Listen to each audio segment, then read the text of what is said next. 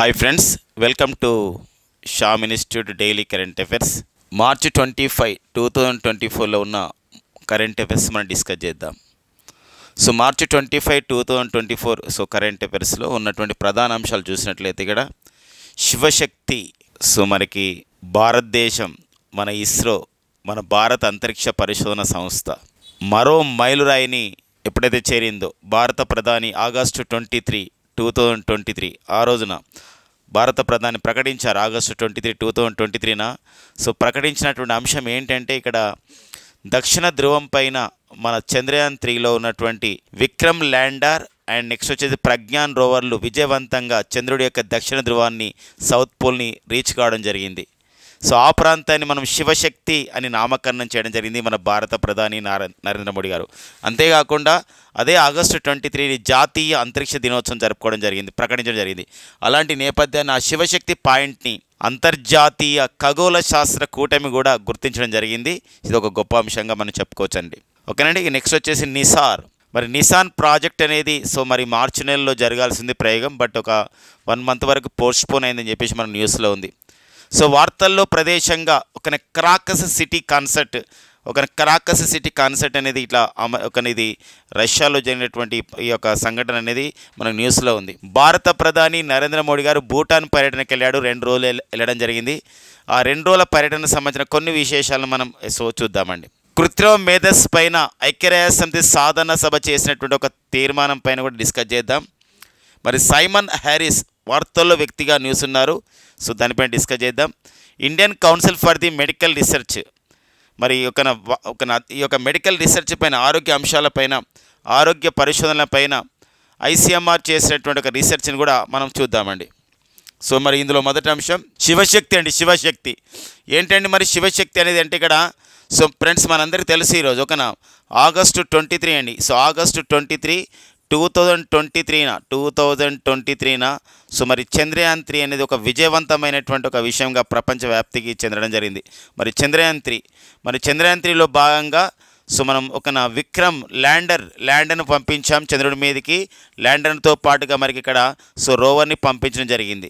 ఆ ల్యాండర్ పేరు వచ్చేసి ఏంటంటే విక్రమ్ ల్యాండర్ అండి. విక్రమ్ ల్యాండర్. దీనిపైన ప్రజ్ఞాన్ రోవర్ అని పంపించడం జరిగింది. అది ఏ రోజున విజయవంతంగా చేరిందంటే ఇంతో చెప్పినట్టు ఆగస్టు 23, 2023న చేరడం జరిగిందండి.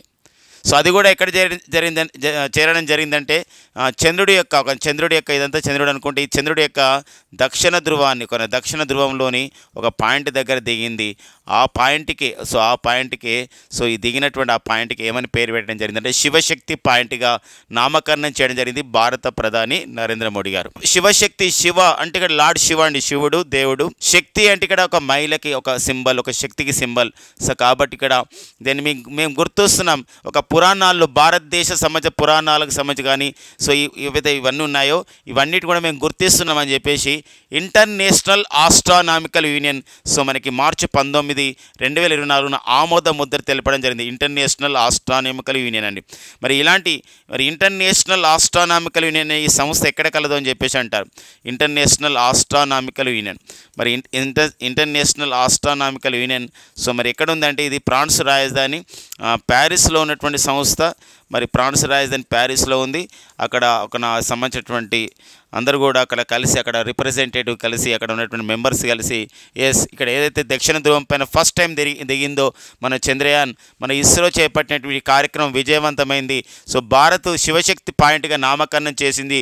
అందుకోసమే ఇది మేము గుర్తిస్తున్నాము ఇది అని చెప్పేసి ఇంటర్నేషనల్ ఆస్ట్రానామికల్ యూనియన్ అనేది ప్రకటన చేయడం జరిగిందనమాట. ఇది ఒక గొప్ప మైల్ స్టోన్గా, అంటే ఒక ప్రపంచ స్థాయిలో మనకి మన భారతదేశానికి, మన అంతరిక్ష రంగానికి మన అంతరిక్ష రంగం సాధించిన విజయంగా, ఒక భారతీయులు సాధించిన విజయంగా, భారత శాస్త్రవేత్తలు సాధించిన విజయంగా మనం చెప్పుకోవడానికి మనకు ఉందండి ఆగస్టు 23. ఇది ఆగస్టు 23న చేరినటువంటి దక్షిణ ధ్రువాన్ని చేరినటువంటి మన ల్యాండర్ విక్రమ్ కానివ్వండి, ప్రజ్ఞాన్ రోవర్, అందులో ఉన్నటువంటి సాంకేతిక కాదనివ్వండి. ఇక్కడ laser induced break down spectrometer అని చెప్పేసి అంటాం. అలాంటి వాటిని చేసుకొని అక్కడ దాదాపు 8 మూలకాలు, 8 ఇంపార్టెంట్ ఎలిమెంట్స్ని అక్కడ గుర్తించడం కూడా జరిగిందండి చంద్రుడి పైన. అలాంటి నేపథ్యం అనమాట. సో మరి ఇలాంటి ఈ చంద్రయాన్-3కి మొత్తం కూడా ఒక ప్రాజెక్ట్ డైరెక్టర్గా సో విశేషమైన కృషి చేయడం జరిగింది. సో మరి వీరముత్తువేల్ సో విశేషంగా కృషి చేయడం జరిగింది మరి చంద్రయాన్-3 విషయంలో. సో అందుకోసం ఒక ఇంపార్టెన్స్ ఒక ఉంది. అయితే ఇది శివశక్తి పాయింట్గా మేము గుర్తిస్తున్నాము, భారత్ ప్రతిపాదించిందని చెప్పేసి ప్లానెటరీ నామినిక్లేచర్ గెజెట్ పేరుతో ఇంటర్నేషనల్ ఆస్ట్రానామికల్ యూనియన్ ఒక ఒక ప్రకటనని విడుదల చేయడం జరిగింది. అంటే గెజెట్ నోటిఫికేషన్ లాగా విడుదల చేయడం జరిగింది అనమాట. ఏ పేరుతో? ప్లానెటరీ నామినిక్లేచర్ గెజెట్లో సో ఈ విషయాన్ని అధికారికంగా ప్రకటించడం జరిగింది అనమాట. సో మరి ప్రతి అంశం మనకు ఇంపార్టెన్స్గా ఉంటుందండి. మరి ఇది ఇస్రో చేపట్టినటువంటి ఒక ప్రయోగం. ఆల్రెడీ మనకి ఇస్రో చంద్రయాన్ సో ఎంతో సక్సెస్ అయిందండి. చంద్రయాన్ దానికన్నా ముందు చంద్రయాన్-1ని విజయవంతంగా చేయడం జరిగింది. అండ్ చంద్రయాన్-2ని కూడా సో మనం విజయవంతంగా చేయడం జరిగింది, గుర్తుపెట్టుకోండి. మరి చంద్రయాన్-1 ఒక మనకు 2008లో అండి, 2008లో మరి విజయవంతంగా పంపిస్తే మరి చంద్రయాన్-2 అని 2019లో విజయవంతంగా సో చేరడం జరిగిందండి. చంద్రయాన్-2 అంటే 98% సక్సెస్ అయిందనే విషయం మనకు గుర్తుపెట్టుకోవాలి. ఇక్కడ కొంచెం చంద్రుడి యొక్క దానిపైన ఆ విధంగా దిగలేకపోయింది. బట్ ఇక్కడ సో మనకి దానికి తిరంగా అని పేరు పెట్టడం జరిగిందండి. అప్పుడు దిగలేకపోయిన ప్రాంతం కొంచెం మానవాళ్ళు ఉన్నటువంటి ప్రాంతం. ఇప్పుడు అది దిగింది కాబట్టి శివశక్తి అని పేరు పెట్టడం జరిగింది. దీంతో పాటుగా మరికొన్ని అంశాలు మనం డిస్కస్ చేద్దాం ఫ్రెండ్స్.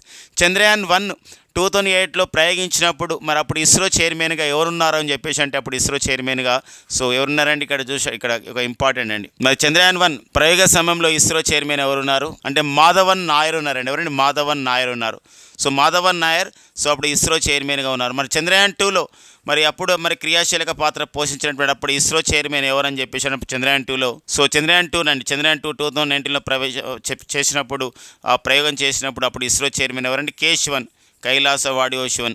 మరి ప్రజెంట్ మరి చంద్రయాన్-3 ఉపగ్రహ సమయంలో ప్రస్తుతం ఉన్నటువంటి చైర్మన్ వారే కొనసాగుతున్నారు. వారు వచ్చేసి సో ఎవరు మై డియర్ ఫ్రెండ్స్ అంటే అతనే ఒక గుర్తుపెట్టుకోండి. ఇక్కడ అతనే మనకు సోమనాథ్ అండి. సోమనాథ్. సో సోమనాథ్కి సంబంధించిన విషయం అండి. సోమనాథ్ గారు ఇటీవల రాసినట్టు ఒక ఆత్మకథ ఉందండి. అది కొంచెం వివాదాస్పదమైంది, ప్రచురణ నిలిపివేశారు. నిల్వకుడిచ సింహగల్ అనేది నిల్వకుడిచ సింహగల్ అనేది ఇక్కడ ఒక సోమనాథ్ గారి యొక్క సో ఆత్మకథ ఇటీవల కాలంలో వార్తల్లో నిలవడం జరిగింది. లిపి పబ్లికేషన్ వాళ్ళు దీన్ని ప్రచురించారు. బట్ కొన్ని వివాదాస్పదం ఉండడం వల్ల దాన్ని నిలిపివేయడం జరిగింది. సో ఇలా అండి చంద్రయాన్ పైన సో ఉన్నటువంటి అంశం, శివశక్తి పాయింట్ పైన ఉన్నటువంటి అంశాలు. సో నెక్స్ట్ చూద్దాం, నెక్స్ట్ కరెంట్ అఫైర్ చూద్దాం. నిస్సార్ మనకు న్యూస్లో ఉంది. ఇక్కడ ఏదైతే గ్లేసియర్స్ అంటామో, ఏదైతే సముద్రాలు అంటామో, అక్కడ ఉన్నటువంటి ఐస్బర్గ్స్ ఉన్నాయో, లేకపోతే అక్కడ వెట్లాండ్స్ ఉన్నాయో, లేకపోతే ఫారెస్ట్ ఉన్నాయి, ఇవన్నీ కూడా వాతావరణ సంబంధించినటువంటి అధ్యయనం గురించి భారత్ మరియు అమెరికా దేశాలు సంయుక్తంగా ఒక ప్రాజెక్టును చేపట్టడం జరిగింది. సో ఒక అంతరిక్ష ప్రాజెక్టు చేపట్టడం జరిగింది. దాని పేరే నిసార్ అని చెప్పేసి అంటామండి. నిసార్ అంటే చూడండి దాని అబ్రివేషన్ NISAR నిసార్ అండి. నిసార్ అనగా ఇక్కడ చూడండి నాసా తర్వాత ఇస్రో సింథటిక్ అపార్చర్ రాడార్ అని చెప్పేసి అంటామండి. Synthetic aperture radar. సో మరి వాతావరణాన్ని అధ్యయనం చేయడానికి భారతదేశ ఇస్రో మరి అమెరికా దేశ సంబంధించిన నాసా సంస్థలు సంయుక్తంగా అభివృద్ధి చేస్తున్నటువంటి ఒక ఉపగ్రహం పేరు వచ్చేసి ఇక్కడ ఏంటంటే సో నిస్సార్ అండి. సో మరి నిస్సార్ 2024 మార్చిలో చేయాల్సింది, బట్ ఏప్రిల్ వరకు పొడిగించడం జరిగింది. కారణం ఏంటంటే ఏదైతే నిస్సార్లో ఉన్నటువంటి రాడార్ యాంటీనా రిఫ్లెక్టర్ పైన సో దానిపైన ఇంకా మరింతగా కొంచెం అక్కడ సూర్యుడి దగ్గర అంటే ఇక్కడ సంబంధించినటువంటి కక్షలో తిరుగుతున్నప్పుడు సూర్యకిరణాలు పడ్డప్పుడు మరి దానికి ఏమైనా కాకుండా మరొక పూత అవసరం ఉందన్నమాట ఒక సంబంధించిన లోహంతో. ఆ నేపథ్యంలో దాన్ని ఒక ప్రయోగాన్ని 1 మంత్కి మనం పొడిగించడం జరిగిందని చెప్పేసి ప్రధానంగా న్యూస్లో రావడం జరిగింది. మరి నిసార్ ఏం చేస్తుంది, what is the purpose of the Nisar అని చెప్పేసి అన్నప్పుడు నిసార్ సో ఇమానీ నదాల్లో మార్పును పైన అధ్యయనం చేస్తుంది. ఇమానీ నదాలు గ్లేసియర్స్లో చిత్తడి నేలలపైన అధ్యయనం చేస్తుంది. వెట్లాండ్స్ అడవులని ఆ విధంగా పరిశీలిస్తుంది అనమాట. ఎందుకోసం అంటే ఇక్కడ పర్యావరణ పరంగా పర్టికులర్గా వాతావరణ మార్పులపైన ఇది పనిచేస్తుందని చెప్పొచ్చు అండి. ఇది నిసార్. మరి ఇది ఎక్కడి నుండి ప్రయోగిస్తున్నారంటే నెక్స్ట్ మంత్లో అంటే ఏప్రిల్ 2024లో ఈ నిసార్ ప్రాజెక్ట్ని నిసార్ యొక్క ఉపగ్రహాన్ని ఎక్కడి నుంచి ప్రయోగించబోతున్నారు, ఇంకా డేట్ ఫిక్స్ కాలేదు. ఏప్రిల్ 2024లో ఎక్కడ ప్రయోగించబోతున్నారంటే ఇక్కడ ఆంధ్రప్రదేశ్లోని తిరుపతి జిల్లాలోని శ్రీహరికోట నుండి ప్రయోగించబోతున్నారు. మరి శ్రీహరికోట నుండి గుర్తుపెట్టుకోండి, ఇక్కడ సతీష్ ధావన్ స్పేస్ సెంటర్ నుండి సో దీన్ని ప్రయోగించబోతున్నాండి, సతీష్ ధావన్ స్పేస్ సెంటర్ నుండి. సో ఒక ఇంపార్టెన్స్గా మనం చూసుకోవాలండి ఇక్కడ. ఎందుకోసం అంటే సో దాని యొక్క నేపథ్యం చాలా ఎందుకోసం ఒక ప్రారంభంలో మరి అమెరికా దేశం మన భారతదేశం ఎప్పుడైతే ఇస్రోని ప్రారంభించిన నేపథ్యంలో కానీ అమెరికా కానీ చాలా దేశాలు కానీ సో సపోర్ట్ చేయని పరిస్థితులు మళ్ళీ ఇప్పుడు భారత్ సో అమెరికా దేశాల మధ్య ఇలాంటి ఒక అంతరిక్ష సంబంధ ఒప్పందం ద్వారా కూడా పనిచేయడం అనేది మనం భారత్ సాధిస్తున్నటువంటి అంతరిక్ష రంగంలో ఒక మైల్ స్టోన్స్గా కూడా మనం చెప్పవచ్చు. అంటే భారత్తో ఒక జతగట్టడానికి ఇలాంటి పరిశోధనల్లో ఎన్నో దేశాలు ఒక ముందుకు వస్తున్న సందర్భాన్ని గుర్తుపెట్టుకోవాల్సిన అవసరం ఉంది.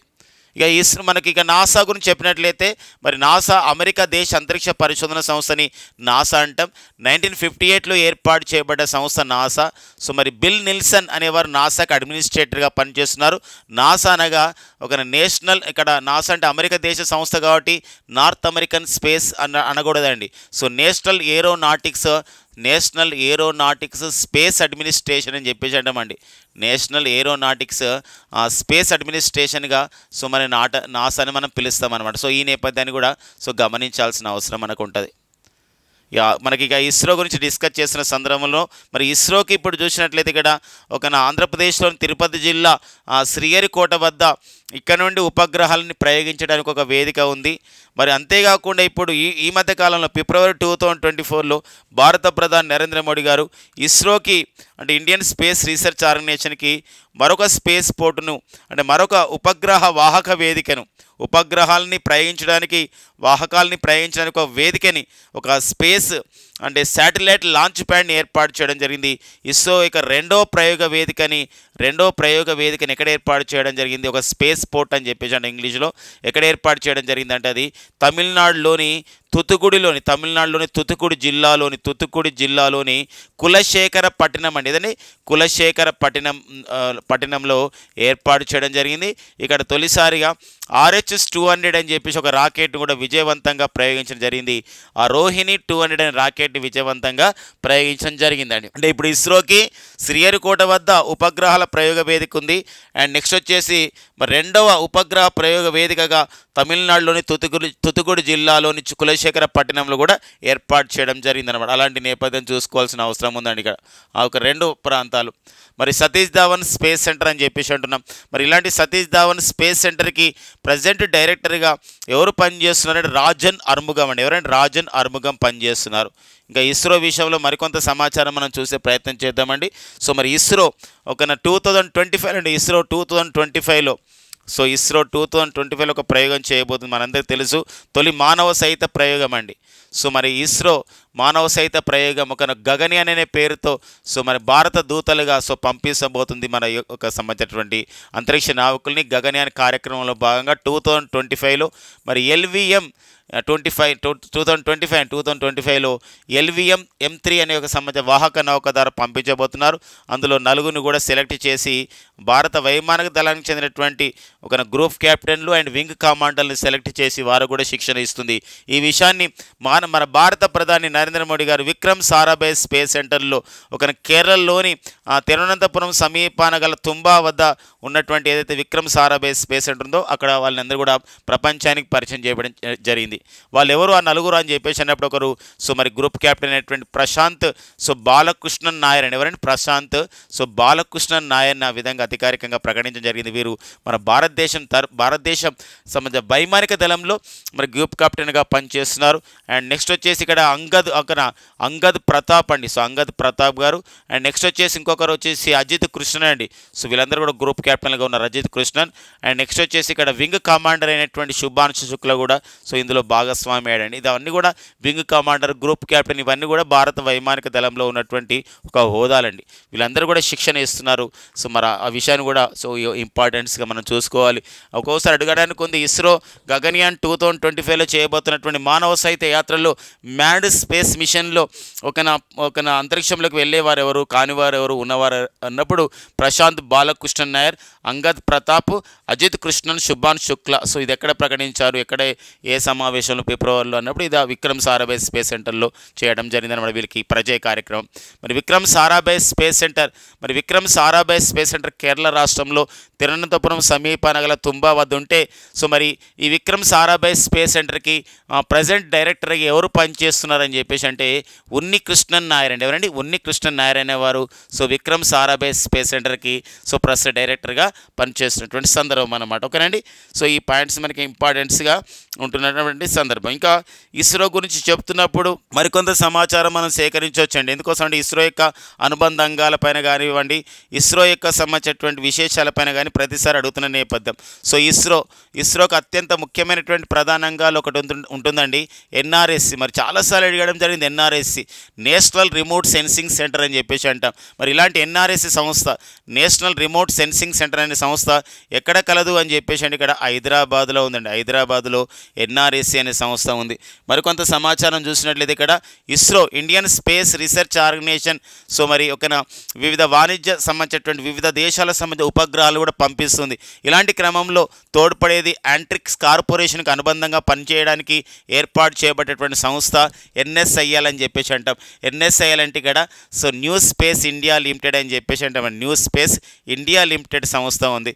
దీంతో పాటుగా ఇస్రోలో ప్రైవేట్ భాగస్వామ్యాన్ని ఎంకరేజ్ చేయాలి. ఇస్రోలో అంతరిక్ష అంకుర పరిశ్రమని ఏకం చేయాలి. అంతరిక్ష అంకుర పరిశ్రమ అంటారు, స్పేస్ స్టార్టప్స్ని ఒక ఎంకరేజ్ చేయడానికి, ప్రమోట్ చేయడానికి సో ఇస్రో వాళ్ళు ఏర్పాటు చేసుకున్నటువంటి, భారత ప్రభుత్వం ఏర్పాటు చేసుకున్నటువంటి సంస్థ ఇన్స్పేస్ అని చెప్పేసి అంటాం. ఇన్స్పేస్ అనగా Indian national space promotion authorisation centre అంటారండి. అబ్రివేషన్ పరంగా కూడా మనకి ఇంపార్టెంట్గా ఉంటుంది. ఎన్ఎస్ఐఎల్ అంటే ఏంటంటే ఇక్కడ నేషనల్ కాదండి, ఏంటంటే న్యూ స్పేస్ ఇండియా లిమిటెడ్ అని గుర్తుపెట్టి, న్యూ స్పేస్ ఇండియా లిమిటెడ్ అండి. మనం ఎన్నగానే నేషనల్ అనుకుంటాం, న్యూ స్పేస్ ఇండియా లిమిటెడ్ అండి. సో నెక్స్ట్ వచ్చేసి ఇక్కడ రాధాకృష్ణ గారు దానికి చైర్మన్గా పనిచేస్తున్నారు. ఇన్స్పేస్ అంటే ఇక్కడ అబ్రివేషన్ చూడండి, ఇక్కడ ఇన్స్పేస్ అంటే ఇండియన్ నేషనల్ అండి, Indian national space promotion. So space promotion authorisation centre అని చెప్పేసి అంటామండి. స్పేస్ ప్రమోషన్ ఆథరైజేషన్ సెంటర్ అని చెప్పేసి సో అంటున్న సందర్భం. మరి దీనికి చైర్మన్ అండ్ సిఇఓగా ఎవరు పనిచేస్తున్నారు? ఇది ఒక ప్రైవేట్ భాగస్వామిని ప్రోత్సహిస్తుంది కాబట్టి సో ఇది చూడండి, పవన్ గోయాంక్ అండి. ఎవరండి? పవన్ గోయాంక్ పనిచేస్తున్నారు. సో ఆ పాయింట్ గుర్తుపెట్టుకోవాల్సిన అవసరం ఉందండి. సో ఇవి ఇస్రో పైన ఈ మధ్యలో న్యూస్లో ఉన్నటువంటి అంశాలు. ఇంత నేర్చుకున్నప్పుడు ఒక్కోసారి ఇస్రో పైన డైరెక్ట్గా క్వశ్చన్ వచ్చు. ఇస్రో అనేది రావచ్చు. ఏ ఇయర్లో ఏర్పాటు చేయబడింది ఇస్రో అంటే 1969 ఆగస్టు 15 ఏర్పాటు చేయబడింది. ఇస్రో యొక్క ప్రధాన కార్యాలయం ఎక్కడ కలదు అని చెప్పేసి అంటే ఇక్కడ సో ఇస్రో యొక్క ప్రధాన కార్యాలయం ఎక్కడ ఉందండి? బెంగళూరులో ఉన్నటువంటి అంశం అన్నమాట. ఓకేనండి. ఇక నెక్స్ట్ మరికొన్ని సంబంధించినటువంటి కార్యక్రమం, మరికొన్ని కరెంట్ అఫైర్స్ చూద్దామండి. సో ఇక నెక్స్ట్ కాకస్ సిటీ కన్సర్ట్ అండి. ఇది మనకి రష్యాలో మరి మాస్కోలో జరిగినట్టు ఒక దుర్ఘటన చెప్పొచ్చు అనమాట. సో ఇక్కడ గమనించాల్సిన అవసరం ఉంది, గుర్తుపెట్టుకోవాల్సిన అవసరం ఉంది. వార్తల్లో ఒక ప్రదేశంగా ఇది ఇంపార్టెంట్గా ఉంటుంది. వార్తల్లో ప్రదేశంగా సో క్రాకస్ సిటీ కన్సర్ట్ అని చెప్పేసి అంటాం. అంటే ఇక్కడ కన్సర్ట్ అంటే ఒక సంగీత కార్యక్రమం, తర్వాత ఇంకా ఒక కల్చరల్ ప్రోగ్రామ్స్ జరిగే ఒక వేదికని ఏర్పాటు చేసుకొని అట్లా ఒక చాలామందిని ఆ విధంగా అక్కడ గ్యాదర్ చేసి ఒక నిర్వహించే కార్యక్రమంగా క్రాకస్ కన్సర్ట్గా మనం పిలుస్తాం. అలాంటి క్రాకస్ సిటీ కన్సర్ట్ అనేది మార్చి 22, 2024లో మరి రష్యాలోని మాస్కోలో నిర్వహిస్తున్నటువంటి క్రమంలో ఒకటేసారి అందులోకి ఉగ్రవాదులు చొరబడి సో సుమారుగా 133 అంటే అధికారికంగా చెప్పిన ప్రకారం అయితే 133 మంది, ఇంకా అంతకు ఎక్కువనే ఉండొచ్చండి, కానీ మనకు 133 మంది ఆ విధంగా చంపివేయబడ్డారు. ఆ దుర్ఘటనలో చనిపోయారని జరిగింది. ఆ దుర్ఘటనలో సో మరి అదే క్రాకస్ సిటీ కన్సర్ట్ అండి. ఇది రష్యాలో జరిగింది. దీనికి మేమే బాధ్యత వహిస్తున్నామని చెప్పేసి ఇస్లామిక్ స్టేట్ ఉగ్ర సంస్థ అయినటువంటి దాన్ని మనం ఐసిస్ అంటామండి. ఐసిస్, ఇస్లామిక్ స్టేట్ ఉగ్ర సంస్థ అన్న మనకు ఐసిస్ అని ఒకటేనండి. సో మరి ఐసిస్ సంస్థ అధికారికంగా ధృవీకరణ చేయడం జరిగింది. అంటే మేమే చేశాము ఈ యొక్క సంబంధించినటువంటి ఈ దుర్ఘటన అని చెప్పి చెప్పడం జరిగింది. సో కారణం అనేది సో మరికి ఎందుకు ఉంటుందంటే ఇక్కడ ఒక సంబంధించినటువంటి ఒక ఉగ్రదాడి అంశం మనకు ప్రధానంగా ఉంటుంది. సో మా సంబంధించినటువంటి ఐసిస్కి వ్యతిరేకంగా రష్యా ఎన్నో నిర్ణయాలు తీసుకుంది. అలాంటి నేపథ్యంలో మేము ఈ పాల్పడ్డామని చెప్పడం జరిగింది. మరి ఐసిస్ అనే సంస్థ అంటే ఒక ఉగ్రవాద సంస్థగా ఉంది. మరి Islamic state of Iraq and Syria అని చెప్పేసి అంటామండి. ఇరాక్ అండ్ సిరియా అని చెప్పేసి అంటే ఈ ప్రాంతాల్లో మనం ఇలైనాక్ అని కూడా పిలుస్తామండి. ఈ రెండు ప్రాంతాలు, అందుకే ఇస్లామిక్ స్టేట్ ఆఫ్ ఇలైనాక్ అని కూడా పిలుస్తున్నారు. ఇరాక్, సిరియా అనమాట. ఓకేనా. అంటే ఇక్కడ ఇరాన్, ఇరాక్, సిరియా ఈ 3 ప్రాంతాలు ఒకటే దేశంగా చేయాలి, ఒక ప్రాంతంగా చేయాలని పోరాటం చేస్తున్నటువంటి ఒక సంస్థగా మనకి ఒక ఐసిస్ అనే సంస్థ ఉంది. సో కాబట్టి మరి ఇప్పుడు ఆల్రెడీ రష్యా ఉక్రెయిన్ మధ్య యుద్ధం కొనసాగుతున్న నేపథ్యంలో సో ఇప్పటికే సో ఈ రెండు దేశాలు కూడా ఎంతో నష్టపోవడం జరిగిన నేపథ్యం ఉంది. ఇలాంటి నేపథ్యంలో మళ్ళీ రష్యా పైన ఇలా ఉగ్రవాది దాడి జరగడం అనేది సో అత్యంత విషాదకరమైనటువంటి విషయంగా సో విశ్లేషకులు భావిస్తున్నటువంటి సందర్భం అన్నమాట. అందుకని ఇందులో మరి ఉక్రెయిన్ ఏమో ప్రమేయం ఉందంటే ఉక్రెయిన్కి ప్రమేయం కాదు, మా ప్రమేయమే ఉందని ఈ సంస్థ ప్రకటించిన నేపథ్యంలో అయినప్పుడు కూడా సో రష్యా మళ్ళీ ఉక్రెయిన్ పైన మిజైల్స్ దాడికి పూనుకుంటున్న సందర్భం. సో మిజైల్స్ దాడి చేస్తున్న సందర్భం ఉంది. సో ఇది మనకి రష్యా ఉక్రెయిన్ యుద్ధాన్ని మరో స్థాయికి తీసుకెళ్తుందొచ్చు, ఇంకా ఎక్కువ చేస్తుందని చెప్పేసి విశ్లేషకులు భావిస్తున్న సందర్భం. ఇలాంటి నేపథ్యంలో మరి రష్యా ఉక్రెయిన్ యుద్ధం అనేది ప్రారంభించబడ్డటువంటి ప్రాంతం 2022 మరి ఫిబ్రవరి 24న ప్రారంభించబడ్డటువంటి యుద్ధం కొనసాగుతున్నటువంటి నేపథ్యం మనం చూసుకోవాలి. ఈ మధ్యకాలంలో ఇరు దేశాల మధ్య కూడా ఎంతో ఉద్రిక్తత వస్తున్న సందర్భం. ఇంకా ఈ ఉద్రిక్తతను ఇంకా మరింతగా పెంచుకునే విధంగా ఇటీవల ఎన్నో పరిణామాలు జరిగింది. అందులో మనం చూసినట్లయితే నాటోని విస్తరించడం జరుగుతున్న నేపథ్యం. నాటోలో 31 సభ్య దేశంగా ఏ కంట్రీ జాయిన్ అయింది, which country recently joined as the 31st member in NATO అంటే that is Finland. Very recently with the approve of the Hungary దేశం ఎప్పుడైతే అప్రూవ్ చేసిందో మరొక దేశం కూడా అంటే నాటోలో కొత్త దేశం చేరాలంటే నాటో నియమావళి ప్రకారం నాటోలో ఉన్న మిగతా దేశాల యొక్క పార్లమెంట్లు కూడా ఆమోదించాలి. చివరిసారిగా హంగేరీ దేశ పార్లమెంట్ ఆమోదించడంతో ఇటీవల కాలంలో నాటోలో 32వ సభ్య దేశంగా మరి ఏ సభ్య దేశం ఏం చేరింది అని చెప్పేసి అంటే దట్ ఈస్ ద స్వీడన్ అండి. Sweden joined as 32nd member in NATO. ఇవి కూడా ఒక రెచ్చగొట్టే చర్యలుగా చెప్పొచ్చు అనమాట రష్యాను. ఇంకా రెచ్చగొట్టే చర్యలుగా మనం గమనించినట్లయితే సో మరి ఇక్కడ చాలా జరుగుతున్న సందర్భం అండి. ఇక్కడ స్టడీ ఫాస్ట్ డిఫెండర్ అనే విన్యాసాలు నిర్వహిస్తూ ఉన్నారు. మరి ఈ స్టడీ ఫాస్ట్ డిఫెండర్ అనే విన్యాసాలు ఏవైతే ఉన్నాయో ఇవన్నీ కూడా ఒక ట్రై సర్వీసెస్ విన్యాసాలు. ఇవి 2024 స్టడీ ఫాస్ట్ డిఫెండర్ విన్యాసాలు అనేది జనవరి నుంచేని మే 2024 మధ్య నిర్వహిస్తున్నాయి, ఇంకా కొనసాగుతున్నాయి. ఇవన్నీ కూడా ట్రాన్స్ అట్లాంటిక్ ప్రాంతంలో నిర్వహిస్తున్నారు. మేమంతా ఒకరు మా పైన దాడి చేస్తే మా వాళ్ళందరూ కలిసి మీ పైన దాడి చేస్తారు అని చెప్పడమే ఒక మిలిటరీ కోఆపరేషన్గా ఉంది.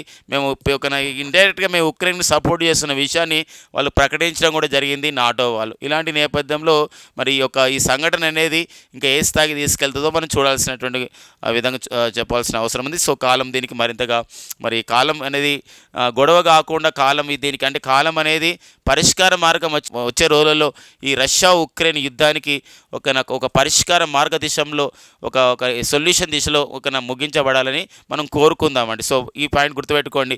స్టడీ ఫాస్ట్ డిఫెండర్ 2024 విన్యాసాలు అనేది ఎవరు నిర్వహిస్తున్నారంటే నాటో నిర్వహిస్తుంది. North Atlantic Treaty Organisation, the only military organisation in the world. ప్రపంచంలో ఒక పెద్ద మిలిటరీ సంస్థగా ఒక సైనిక సహకార కూటమిగా నాటో అనేది ఉన్న నేపథ్యం. మరి నాటోలో మనకి 32 సభ్య దేశాలు ఉంటున్న సందర్భం. మరి నాటోలో ఉన్నటువంటి 32 సభ్య దేశాలు కొత్తగా చేరినవి కూడా మనం డిస్కస్ చేసుకోవడం జరిగింది.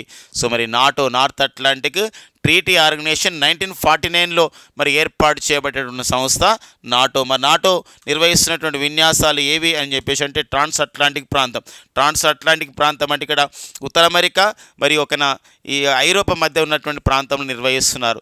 సో ఫ్రెండ్స్ మరొక విషయం గమనించాలి. నాటోలో కూడా సభ్య దేశాలుగా ఉన్న 32 సభ్య దేశాలు కూడా ఉత్తర అమెరికా ఖండం అండ్ నెక్స్ట్ వచ్చేసి ఐరోపా ఖండానికి మాత్రమే చెందినవిగా ఉంటున్న సందర్భాన్ని సో చూసుకోవాల్సిన అవసరం ఉందండి. ఇక నెక్స్ట్ మనం మరికొన్ని కరెంట్ అఫైర్స్కి వెళ్దామండి. ఇక భారత ప్రధాని నరేంద్ర మోడీ గారు సో మరికి భూటాన్ దేశ పర్యటనకి వెళ్ళడం జరిగింది. సో ఒక విశేషమైన కార్యక్రమం అండి. ఇక్కడ ఏంటి అంటే ఇక్కడ గతంలో మనం అంటే 2021 సంవత్సరంలో ఆల్రెడీ లాస్ట్ క్లాస్ కూడా డిస్కస్ చేసుకున్నాం. అంటే మరికొన్ని వివిధ దినపత్రికలు కొన్ని ఆర్టికల్స్ రావడం జరిగింది భూటాన్ పర్యటన పైన. దాన్ని బేస్ చేసుకొని సో మరింతగా ఒక ఎగ్జామినేషన్ పాయింట్ ఆఫ్లోకి ఇచ్చే ఉద్దేశంతో మరింతగా చేయడం జరిగిందనమాట. సో 2021 సంవత్సరంలో భూటాన్ దేశం, సో భూటాన్ మన పొరుగున దేశమైన భూటాన్ దేశం మన భారతదేశానికి అంటే మన భారతదేశం ఏదైతే అన్కండిషనల్ సపోర్ట్ చేసిందో డ్యూరింగ్ ద కోవిడ్ లాక్డౌన్లో, అంతేకాకుండా అన్కండిషనల్ సపోర్ట్ విషయంలో ఇంకా ఏం జరిగిందంటే ఆహార ధాన్యాలు పంపించడమే కాకుండా ఇంకా షరతులు లేని మద్దతు ఇవ్వడం భూటాన్కి ఇవ్వడంతో పాటుగా సో మనం కరోనా వ్యాక్సిన్స్ కూడా ఆ విధంగా అందించడం జరిగింది భూటాన్కి. ఇలాంటి నేపథ్యంలో భూటాన్ సో ఆ దేశ అత్యున్నతమైన పురస్కారమైనటువంటి హైయెస్ట్ సివిలియన్ అవార్డు అయినటువంటి order of the Druk Gyalpo order of the Druk Gyalpo అని ఇవ్వడం జరిగిందండి. డ్రక్ గ్యాల్పో అని చెప్పేసి అంటామండి. ఆర్డర్ ఆఫ్ డ్రక్ గ్యాల్పో అని చెప్పేసి అంటామండి. Order of the Druk Gyalpo అని చెప్పేసి అంటాం. సో ఈ అవార్డుని ఇవ్వడం జరిగింది. సో మరి భూటాన్ భారత ప్రధానమంత్రి ప్రధాని నరేంద్ర మోడీకి ఆ విధంగా ఇస్తున్నట్లు ప్రకటించడం జరిగిందనమాట. సో వారు అప్పుడు తీసుకోలేని సందర్భం మళ్ళీ ఇప్పుడు మనకి వెళ్ళడం జరిగింది. అక్కడికి వెళ్ళి ఈ అవార్డుని తీసుకోవడం జరిగిందనమాట. ఈ అవార్డు తీసుకోవడంతో పాటు అంటే భారత ప్రధాని భూటాన్ పర్యటన చేయడం జరిగింది. భూటాన్ రాజు థింపులో మరి 2 రోజుల పర్యటనలో భాగంగా సో ఈ అవార్డుని తీసుకోవడం జరిగింది. అంతేకాకుండా భారతదేశం అండ్ భూటాన్ దేశాల మధ్య మరికొన్ని సహకారమైనటువంటి ప్రకటనలు జరిగినాయి అనమాట. సో ఇక్కడ ఎందుకోసం అంటే ఇక్కడ ప్రకటనలు జరిగినాయి. ఏంటి ఆ ప్రకటన? ఎన్నికల నేపథ్యం ఉంది కాబట్టి 10,000 కోట్లని భారతదేశం 10,000 crores ఈ ఎనర్జీ అండ్ స్పేస్ విషయంలో నెక్స్ట్ 5 yearsలో మేము స్పెండ్ చేస్తాము, మేము ఖర్చు పెడతాము అని చెప్పడం జరిగిందనమాట. 10,000 కోట్లు అండి. అంటే ఇక్కడ ఏంటంటే ఇంధన రంగం మరి అంతరిక్ష రంగం విషయంలో మేము చేస్తామని చెప్పడం జరిగింది. మీకు భారతదేశం మీకు ఆ విధంగా వచ్చే 10 సంవత్సరాల్లో అలా మీకు ఖచ్చితంగా ఇన్వెస్ట్మెంట్ చేస్తామని చెప్పేసి. అంతేకాకుండా ఏదైతే మన భారతదేశం నుండి కోక్రాఝార్ నుండి భూటాన్లోని గెలుపు వరకు ఉన్నటువంటి రైలు లింకును కూడా మేము పూర్తి చేస్తాము. అంతేకాకుండా బనహట్ నుండి చూడండి బనహట్ నుండి సంసే ఈ రైలు లింక్ను కూడా, అంటే ఇది ఏంటంటే ఈ కోక్రాఝార్ మన భారతదేశంలో ఉంది, గెలుపు అనేది భూటాన్లో ఉంది, బనహట్ అనేది మన దేశంలో ఉంది, సమస్తే అని చెప్పేసి అది భూటాన్లో ఉంది. ఈ 2 ప్రాంతాలను కలిపే విధంగా 2 రైలు లింక్ను కూడా రైల్వే మార్గాల్ని మేము మీకు పూర్తి చేసి ఇస్తామని చెప్పేసి అనడం. అంతేకాకుండా భూటాన్లో 1020 మెగావాట్ల 1020 మెగావాట్స్ ఆఫ్ ది ప్రాజెక్ట్ కూడా పూర్తి చేస్తాం. జల విద్యుత్ ప్రాజెక్ట్ని అది మనం చూసినట్లయితే ఇక్కడ పునఃజగచ్చు చూడండి పున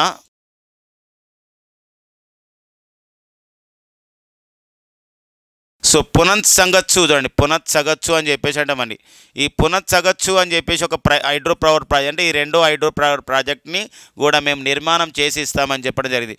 ఇదంతా కూడా ఏంటంటే నిర్మాణం చేయడం అంటే ఇక్కడ ఏంటంటే గతంలో ఏంటంటే 60-40 ఉండేదండి. 60-40 అంటే 60% అనేది గ్రాంట్గా ఉండేది, 40% అనేది లోన్గా ఉండేది. అంటే మనం గ్రాంట్గా ఇవ్వడం అంటే దీనికి ఎలాంటి చెల్లింపులు అవసరం లేదు, లోన్కు మాత్రం రీపేమెంట్ చేయాలి. అంటే భారతదేశం 60% సాయం చేసి 100 రూపాయలు ఉందనుకోండి, 60 రూపాయలు మనం సొంతంగా ఇచ్చి 40 రూపాయలు లోన్ రూపంలో ఇచ్చి అది తిరిగి రాబెట్టుకునే వాళ్ళం. ఇప్పుడు ఈ 60-40 మోడల్ కాకుండా ఇప్పుడు భూటాన్కి ఇచ్చే ఈ 10,000 కోట్ల రూపాయలన్నీ కూడా 30-70 మోడల్లో ఇస్తున్నట్లు కూడా భారత ప్రధాని ప్రకటించడం జరిగింది. అంటే 30-70 మోడల్లో ఎలా ఉంటుందని చెప్పేసి అంటే ఇక్కడ గ్రాంట్ వచ్చేసి 30% ఉంటుందండి, 70% అనేది లోనుగా ఉంటున్నటువంటి సందర్భం ఉంటుంది అనమాట. ఈ విషయాన్ని గుర్తుపెట్టుకోండి, ఒకసారి అడిగే అవకాశం ఉన్నటువంటి పాయింట్స్ అండి ఇవన్నీ కూడా. మరి గతంలోనే మనం చూసినట్లయితే ఇక్కడ గతంలోనే భారతదేశం కొలాంజు అనే జల విద్యుత్ ప్రాజెక్టు కూడా నిర్మించడం జరిగింది. ఈ కొలాంజు జల విద్యుత్ ప్రాజెక్టు అండ్ మగ్దెంచు ఈ 2 జల విద్యుత్ ప్రాజెక్టులను కూడా భారతదేశం భూటాన్లో నిర్మించడం జరిగింది. కాబట్టి ఆ విషయం గమనించాలండి. ఇప్పుడు కొలాంజు మగ్దెంచు తర్వాత భూటాన్లో నిర్మించబోతున్నటువంటి మరో ప్రాజెక్టు జల విద్యుత్ ప్రాజెక్టు హైడ్రో పవర్ ప్రాజెక్ట్, అది పునఃసగచ్చు అండి. పేరు చూడండి, లాస్ట్కు చూ వస్తున్న విషయం గమనించండి. వాళ్ళ అధ్యక్షుడి పేరు కూడా చూనే ఉంటుంది లాస్ట్కు. ఏమంటారంటే జిగ్మే కేసన్ నాంగ్మల్ వాంగ్చుక్ అని చెప్పేసి అంటాం. అట్లా పాయింట్ గుర్తుపెట్టుకోండి. మరికొంత సమాచారం చూద్దామండి ఇక్కడ భూటాన్ గురించి. మనకి భూటాన్ గురించి మనం చూసినట్లయితే మనం మొన్నటి క్లాస్లో కూడా డిస్కస్ చేసుకోవడం జరిగింది. భూటాన్ గురించి మనం డిస్కస్ చేస్తే భూటాన్ని మనము land of the thunder bolts అని చెప్పేసి అంటాం. అంటే పిడుగుల దేశం, land of the thunder bolts అని చెప్పేసి ఏ దేశాన్ని పిలుస్తామని చెప్పేసి అంటామండి. ఓసారి మనము ఎంత హై లెవెల్ కంటెంట్ చెప్పుకున్నప్పుడు కూడా ఏం చేయాలంటే మనం బేసిక్ లెవెల్ మాత్రం మర్చిపోకూడదు. Land of the thunder bolts అని చెప్పేసి మనకు అంటున్నాం. అండ్ భూటాన్ రాజధాని వచ్చేసి మనకి థింపు అండి. అండ్ భూటాన్ కరెన్సీ వచ్చేసి మనకు గుల్ట్రమ్ అనే విషయం గమనించాలి. ఎందుకోసం అంటే మనకు ఒక్కోసారి సివిల్ సర్వీసెస్ కాదు, యూపీఎస్సీతో పాటుగా ఎస్ఎస్సి కానివ్వండి, ఇంకా లేకపోతే స్టేట్ ఎగ్జామ్స్ కానివ్వండి, ఇలాంటి ఎగ్జామ్స్ మనం చూసినట్లయితే ఆర్ఆర్బి కానివ్వండి, వాటిల్లో ఒక్కోసారి స్టాండర్డ్ పైన కూడా దృష్టి పెడుతున్న సందర్భం మనకు ఉంటుంది అనమాట. కాబట్టి ఈ భూటాన్ యొక్క కరెన్సీ వచ్చేసి ఏదండి గుల్ట్రమ్ అండి. ఇక నెక్స్ట్ భూటాన్ ప్రజెంట్ అధ్యక్షుడు, the present president of the Bhutan వచ్చేసి అతని పేరే సో జిగ్మే కేసన్ నాంగ్మల్ వాంగ్చుక్. సో మరి జిగ్మే కేసన్ నాంగ్మల్ వాంగ్చుక్ అనేవారు సో భూటాన్కి ప్రజెంట్ మనకి అధ్యక్షుడిగా ఉన్నారు. అండ్ భూటాన్ యొక్క ప్రధానమంత్రి ఎవరు అని చెప్పేసి అంటే వారు the present prime minister of the Bhutan వచ్చేసి అతనే మరి షేరింగ్ తాబ్గే అనేవారు. కానీ షేరింగ్ తాబ్గే అండి. ఇటీవల కాలంలో లోత్సే షేరింగ్ వెళ్ళిపోయి అతను తన యొక్క పదవి పూర్తి కాలంగా జరిగింది. ఎన్నికల్లో మరి కొత్త ప్రధాని రావడం జరిగింది. సో అతని పేరే ఒక షేరింగ్ తాబ్గే అండి. ఎవరండి? షేరింగ్ తాబ్గే. షేరింగ్ తాబ్గే అనేవారు సో ప్రజెంట్ షేరింగ్ తాబ్గే అండి. షేరింగ్ తాబ్గే అనేవారు ప్రజెంట్ ఒక షేరింగ్ తాబ్గే మరొకసారి రాసుకుందాం. షేరింగ్ తాబ్గే అనేవారు సో భూటాన్కి ప్రజెంట్ ఒక ప్రధానమంత్రిగా రెండవసారి ప్రధానమంత్రిగా ఎలక్ట్ కావడం జరిగింది రీసెంట్గా. ఇక నెక్స్ట్ వచ్చేసి ప్రపంచంలోనే సంతోషకరమైన భావనని ప్రవేశపెట్టినటువంటి తొలి దేశం అండి. సంతోషకరమైన భావన, ప్రపంచంలో సంతోషకరమైన భావాన్ని హ్యాపీనెస్ కాన్సెప్ట్ని ప్రవేశపెట్టిన తొలి దేశం కూడా భూటాన్. ప్రపంచంలో సస్టైనబుల్ డెవలప్మెంట్ ట్యాక్స్ని విధిస్తున్నటువంటి సో దేశం కూడా తొలి దేశం కూడా భూటాన్ గుర్తించబడిన నేపథ్యాన్ని గమనించాలండి. ఇక నెక్స్ట్ వచ్చేసి మనకు కృత్రిమ మేధస్సు పైన సో ఐక్యరాజ్య సమితి సాధారణ సభ ఒక తీర్మానం చేయడం జరిగింది. ఇది ఒక చారిత్రక తీర్మానంగా, ఒక హిస్టారికల్ డిక్లరేషన్గా మనం చెప్పొచ్చు అనమాట. అంటే వివిధ దేశాల్లో కృత్రిమ మేధస్సుని, ఆర్టిఫిషియల్ ఇంటెలిజెన్స్ని ప్రోత్సహించాలి, డాటా ప్రాముఖ్యతనికి ఆ విధంగా ఇంపార్టెన్స్ ఇవ్వాలి, కృత్రిమ మేధస్సు పైన పరిశోధన అంశాలపైన కూడా కృషి చేయాల్సిన అవసరం ఉంది సభ్య దేశాల మధ్య అని చెప్పేసి ఐక్యరాజ్య సమితి సాధారణ సభ, United nations general assembly so ఇటీవల తీర్మానం చేయడం జరిగింది. మార్చి 2024లో యునెస్కో చేసినటువంటి తీర్మానాల్లో అత్యంత ముఖ్యమైనదిగా మనం చెప్పుకోవచ్చు. ఐక్యరాజ్య సమితి సాధారణ సభ చేసిన తీర్మానం ఇక్కడ కృత్రిమ మేధస్సు పైన, ఆర్టిఫిషియల్ ఇంటెలిజెన్స్ పైన చేసినటువంటి తీర్మానం అన్నమాట. గతంలో European union artificial intelligence act వచ్చింది. అంతకన్నా ముందే మరి దాంతోపాటుగా బ్లెచ్లీ డిక్లరేషన్ యాక్ట్ వచ్చిందండి. అంటే ఇది యూకేలో జరిగినటువంటి మనకి బ్లెచ్లీ అనే ప్రాంతంలో జరిగినటువంటి వాటిలో కూడా ఆర్టిఫిషియల్ ఇంటెలిజెన్స్ పైన వచ్చినటువంటి కృత్రిమ మేధస్సుని భద్రత విషయంలో బ్లెచ్లీ డిక్లరేషన్ వచ్చింది. మన భారతదేశం కూడా 2023లో global partnership for the artificial intelligence అనే ఒక సదస్సు నిర్వహించింది. గ్లోబల్ జీపీఏ అంటాం. జీపీఏ అంటే అర్థమైందంటే ఇక్కడ global partnership for the so artificial intelligence అని చెప్పేసి అంటాం. ఇలాంటి సదస్సు నిర్వహించారు. ఈ సదస్సు న్యూఢిల్లీలో నిర్వహించారు. ఆ టైంలో న్యూఢిల్లీ డిక్లరేషన్ అనేది రావడం జరిగింది. అంటే global partnership for the artificial ఇంటెలిజెన్స్లో తీసుకున్నటువంటి కృత్రిమ మేధస్సు పైన చేసినటువంటి ఒక తీర్మానం ప్రమోట్ చేసే విషయంలో, దాన్ని కాపాడుకునే విషయంలో కూడా చేసే తీర్మానము ఈ యొక్క జీపీఐ తీర్మానంగా మనం చెప్పుకోవచ్చు అనమాట. ఇవి మనకి ఈ మధ్య కాలంలో కృత్రిమ మేధస్సు పైన వస్తున్నటువంటి ఒక పరిణామాలుగా చెప్పవచ్చు అనమాట. ఎందుకోసం అంటే మనం ఏదైతే మనం ఈ కాలంలో నివసిస్తున్నామో దీన్ని మనం కృత్రిమ మేధస్సు కాలంగా we are the living era we called as artificial intelligence అని చెప్పేసి అంటున్నాం. మరి కృత్రిమ మేధస్సు పైన జరుగుతున్న నేపథ్యం, కృత్రిమ మేధస్సుతో ఆ విధంగా ఇప్పుడు ఎన్నో సంబంధించినటువంటి రోబోస్ వస్తున్న సందర్భం ఉంది.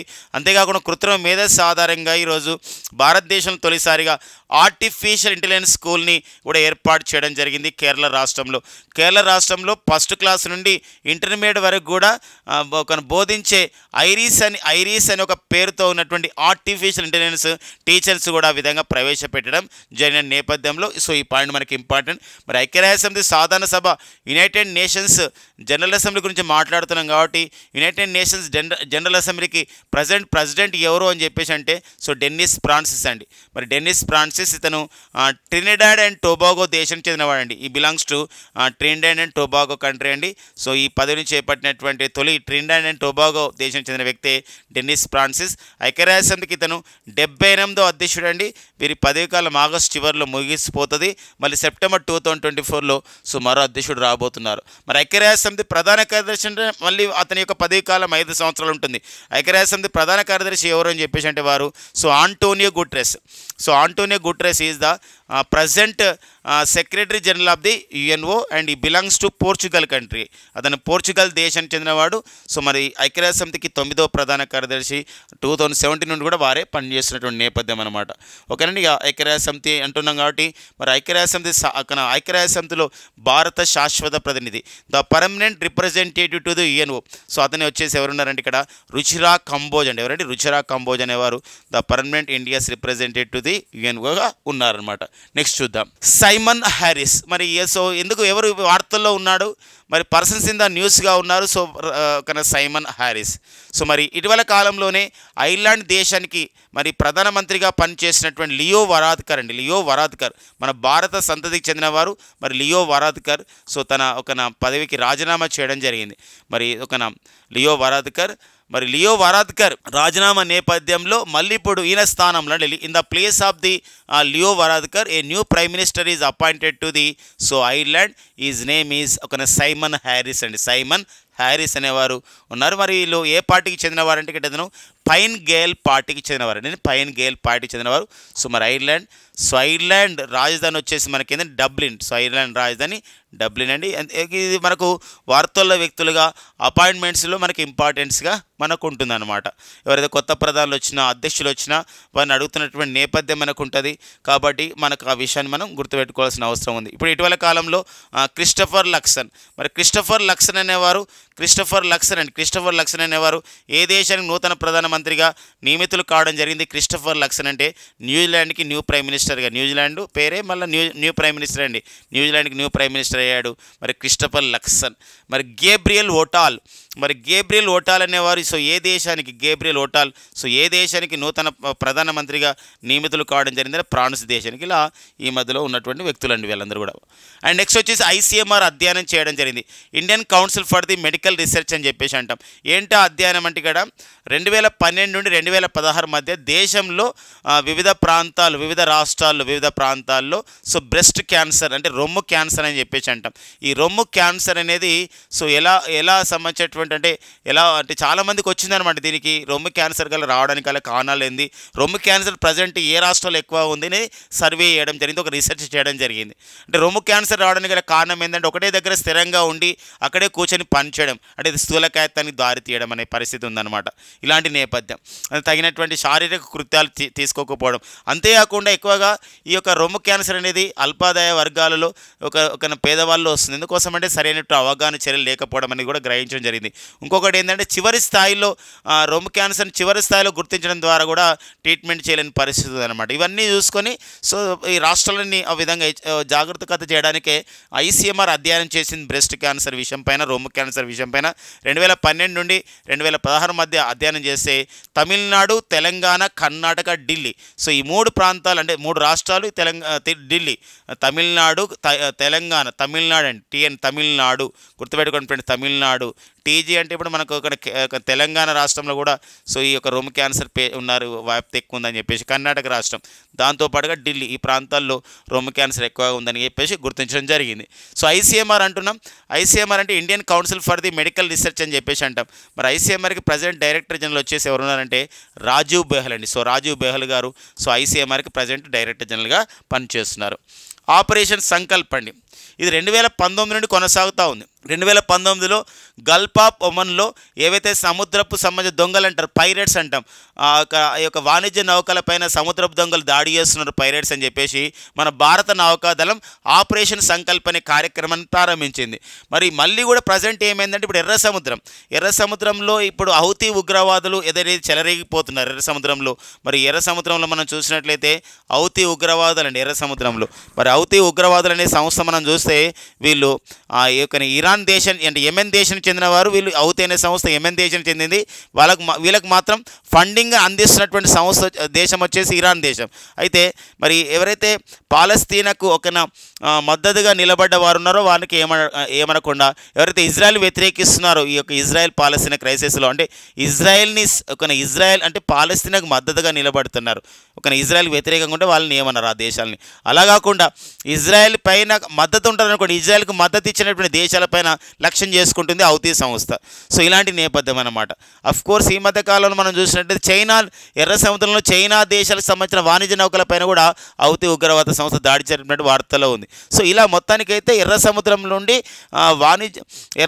నుండి వాణిజ్య నౌకలు వెళ్ళడానికి భయపడుతున్న సందర్భం ఉంది. అందుకోసమే సో ఇటీవల కాలంలో యూరోపియన్ యూనియన్ సంస్థ అయితే ఏం చేస్తుందంటే ఇక్కడ మిషన్ ఆస్పిడేస్ అనే ఒక కార్యక్రమాన్ని ప్రారంభించింది. ఈ మిషన్ ఆస్పిడేస్ ద్వారా తమ వాణిజ్య నౌకలకి భద్రత ఉండే విధంగా ఒక చేయడం జరిగిందనమాట. సో అయినప్పుడు కూడా ఎలాంటి చర్యలు ఎలాంటి ఒక పాజిటివ్ కనబడడం లేదు. సో ఇప్పుడు మళ్ళీ కూడా ఇక్కడ ఏమవుతుందంటే హిందూ మహాసముద్రంలో ఏదైతే మనకు హర్ముజ్ జలసంధి మనకు ఏదైతే పర్షియన్ గల్ఫ్ ఆ ప్రాంతంలో మనకు ఉంటుందో ఆ ప్రాంతంలో వచ్చే ఏదైతే నౌకలు ఉంటాయో వాణిజ్య నౌకలు వాటిపైన ఒక దాడి చేస్తే ఆ సముద్రపు దొంగల్ని ఆ విధంగా లేదా హౌతీ లాంటి సమస్యలు ఎదుర్కొనే విధంగా భారతదేశం ఇప్పుడు ఏం చేస్తుందండి ఇక్కడ ఒక ఆపరేషన్ సంకల్పను మళ్ళీ తిరిగి ప్రారంభించడం జరిగింది. ఈ ఆపరేషన్ సంకల్పంలో INS Kolkata and INS Subhadra లాంటి నౌకలు అనేది పాల్గొంటున్న సందర్భం అన్నమాట. చాలా చాలా ఇంపార్టెంట్ ఇలాంటి ఆపరేషన్స్. ఈ మధ్య కాలంలో మన భారత ప్రభుత్వం ఆపరేషన్ ఇంద్రావతి అనే కార్యక్రమాన్ని ప్రారంభించింది. మరి ఆపరేషన్ ఇంద్రావతి అనే కార్యక్రమం అనేది దేనికి ఉద్దేశించింది అంటారు అంటే ఏదైతే మనకు హైతీ సంస్థ ఉందో అసలు హైతీ అనే హౌతీ అంటే ఉగ్రవాద సంస్థ, హైతీ అనేది ఒక దేశం.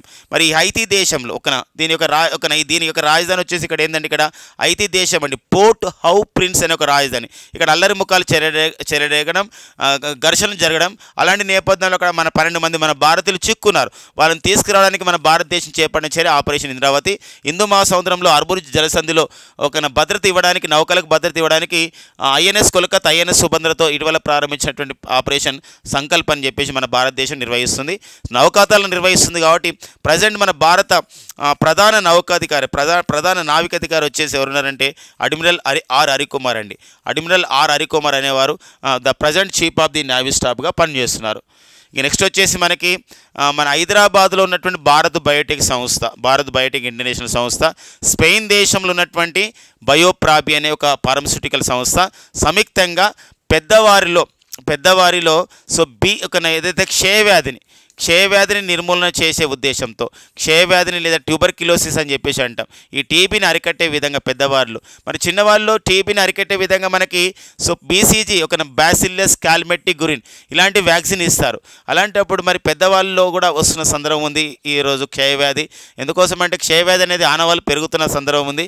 ఇలాంటి నేపథ్యంలో Bharat Biotech joint with the Biofabri to develop and distribute the novel TB vaccine అనమాట. ఈ నావెల్ టీబీ వ్యాక్సిన్ని వాళ్ళకి ఇస్తే ఒక క్లినికల్ ట్రయల్స్ని మేము ప్రారంభించాము అని చెప్పేసి ప్రకటించడం జరిగిందనమాట. సో ఇలాంటి నేపథ్యంలో అది మనకు న్యూస్లో ఉంది. ఇది వచ్చే సంవత్సరం రాబోతుందని చెప్తున్నారు. ఎంటీబీ వ్యాక్సిన్ అంటే ఇటీవల కాలంలో ఎంటీబీ వ్యాక్సిన్ వార్తలు ఉంది, అది దేనికి సంబంధించిందని చెప్పేసి అంటారు. అదొక ఇంపార్టెన్స్గా ఎవరు అభివృద్ధి చేశారంటారు. ఇప్పుడు ఫ్రెండ్స్ మనందరికీ తెలుసు ఈ మధ్యలో మనకు RTSS అనే వ్యాక్సిన్, ఈ RTSS అనే వ్యాక్సిన్ అండ్ R21 అనే వ్యాక్సిన్, ఈ 2 వ్యాక్సిన్లు కూడా ఇటీవల కాలంలో మన న్యూస్లో ఉన్నాయి. ఇవన్నీ కూడా మలేరియా టీకాలు. వెరీ రీసెంట్గా మనం గమనించాం. సో వెరీ రీసెంట్గా Ixchiq it is a vaccine, it is a chikungunya vaccine, ఒక చికెన్ గున్యా వ్యాక్సిన్ కూడా మన న్యూస్లో ఉంది.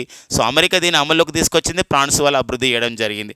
దీంతో పాటుగా ఈ మధ్య కాలంలోనే హైదరాబాద్కు చెందినటువంటి ఇండియన్ ఇమ్యునలాజికల్ లిమిటెడ్ వాళ్ళు యావిస్యూర్ అనే ఒక వ్యాక్సిన్ డెవలప్ చేశారు. This is for the hepatitis A. So hepatitis ఏకు నిర్మూలనకి ఆ విధంగా చేయడం జరిగిందనమాట. ఇలా మనకు లేటెస్ట్ అప్డేట్స్ని మనం చూసుకోవాల్సిన అవసరం ఉందండి.